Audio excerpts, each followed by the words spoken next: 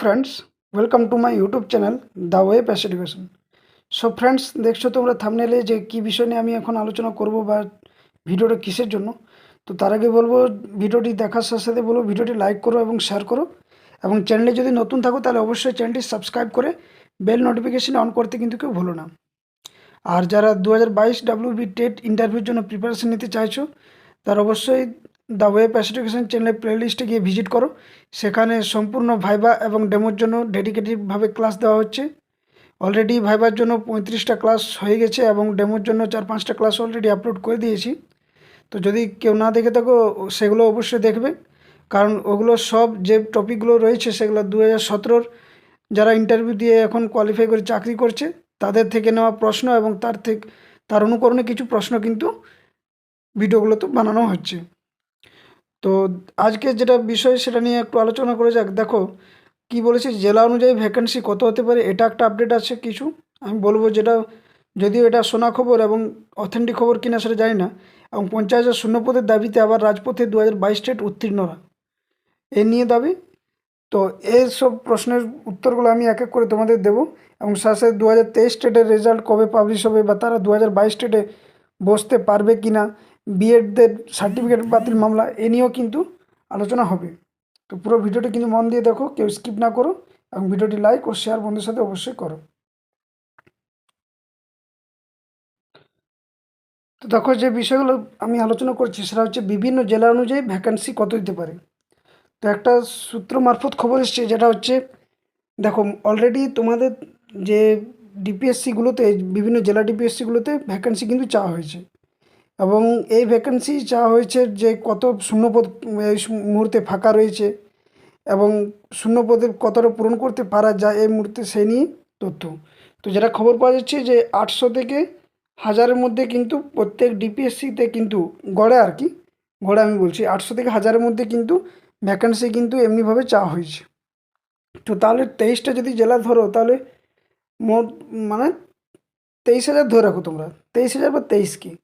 তো এই অনুযায়ী যদি হয় তাহলে কিন্তু দেখা যাচ্ছে যে 2022 টেটের যে সংখ্যা, অর্থাৎ টেট কোয়ালিফাইড সংখ্যা, সেটা কিন্তু 40কে ধরে রাখো, সব কিছু বাদে 40কে বা 40-এ ধরে রাখো। তো এক্ষেত্রে কিন্তু 17,000 প্রায় বাদ থেকে যাবে, এবং যাদের ওল্ড সিলেবাস বা ওল্ড ক্যান্ডিডেট, যাদের একাডেমিক লো, তাদের কিন্তু এই ক্ষেত্রে অনেক অসুবিধা হবে, এবং তারা কিন্তু বঞ্চনার শিকার হবে।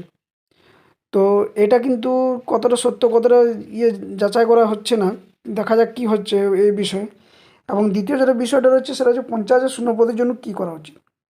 তো তোমরা সকলে জানো, এবং বিভিন্ন সোশ্যাল মিডিয়া প্ল্যাটফর্মে তোমরা দেখেছো যে 26 তারিখে কিন্তু তোমাদের রাজপথে কিন্তু নামার একটা ডাক দিয়েছে 2022 স্টেট সকল প্রার্থীরা।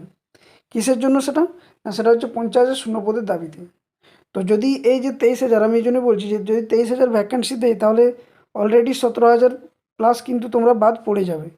তো এক্ষেত্রে বলবো যে 26 তারিখে যারা বাড়িতে বসে থাকবে তাদের কিন্তু 50,000 শূন্যপদের আশা কিন্তু ছেড়ে দাও সকলে।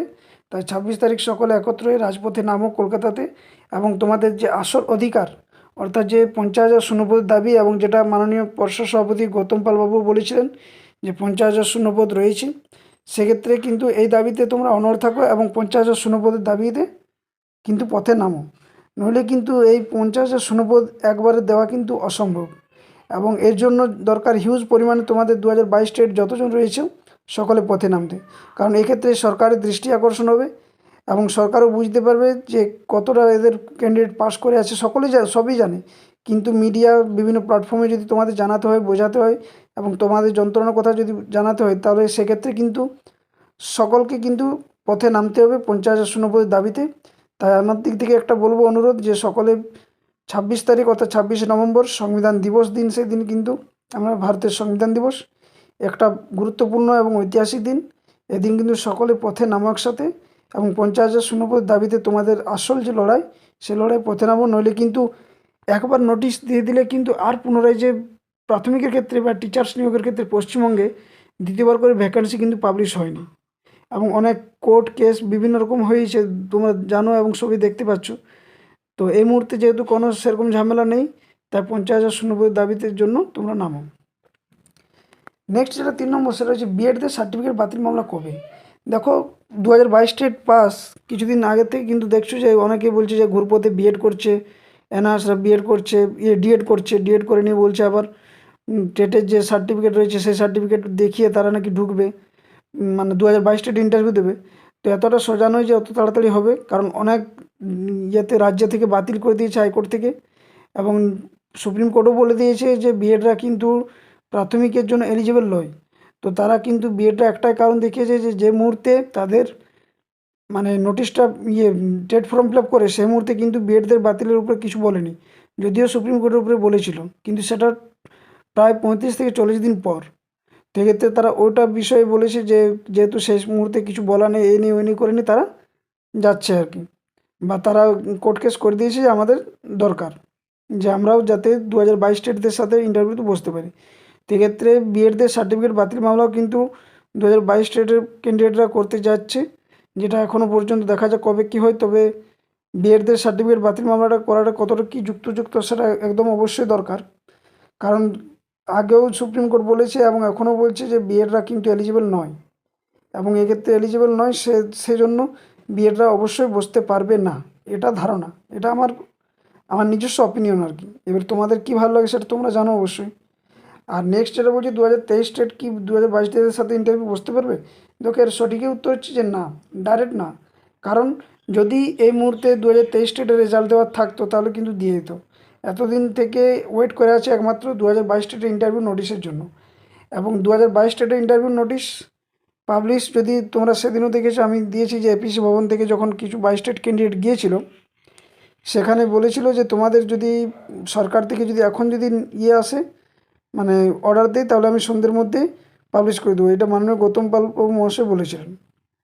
তো সবই কিছু রেডি আছে, শুধুমাত্র একটাই সংশয়, সেটা হচ্ছে শূন্যপদ, এবং কবে ইন্টারভিউ নোটিশ আসবে সেটা কিন্তু ডিসেম্বরের মধ্যে আশা করছি হতে পারে, হয় ডিসেম্বর নইলে 2025 জানুয়ারির মধ্যে হয়ে যাবে। কারণ একটাই কারণ, এটা দেখো ফাইন্যান্সিয়াল ব্যাপার, ফাইন্যান্সিয়াল ডিপার্টমেন্ট থেকে নোটিশ দেবে কত কি শূন্যপদের ব্যাপারে কতটা তাদের কালেক্টর হিসেবে আছে। তো বিভিন্ন জেলা ডিপিএসসি তো কালেক্ট হচ্ছে 800 থেকে 1000-এর মধ্যে ধরে রাখো। তো 50,000 যদি শূন্যপদের দাবিতে তোমরা অনড় থাকো, 26 তারিখে যদি রাজপথে নামো, তাহলে অবশ্যই তোমাদের এটা সফল হবে, এবং আন্দোলনের দ্বারা বিভিন্ন কিছু সমস্ত কিছু বদলাতে পারে তখন এটাও সম্ভব। তাই সকলে কিন্তু 26 তারিখে পথে নামো, নিজেদের অধিকারের লড়াইয়ে পথে নামো, 2022 টেটদের সকলের স্বার্থে পথে নামো। 50,000 শূন্যপদ তোমাদের দাবি, এটা তোমাদের অধিকার, এ নিয়ে কিন্তু পথে নামো। তো আসল প্রশ্নটা এখানে থেকেই যাচ্ছে যে 50,000 শূন্যপদ দিবে কি না, এবং কবে নাগাদ নোটিশ বার হবে। তো দেখা যাক, যদি কোনো খবর আসে তো অবশ্যই তোমাদের জানাবো।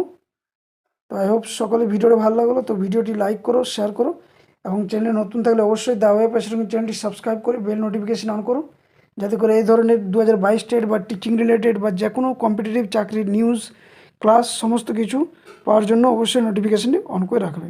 ওকে, সো ধন্যবাদ, ক্লাসটা এখানেই শেষ করছি।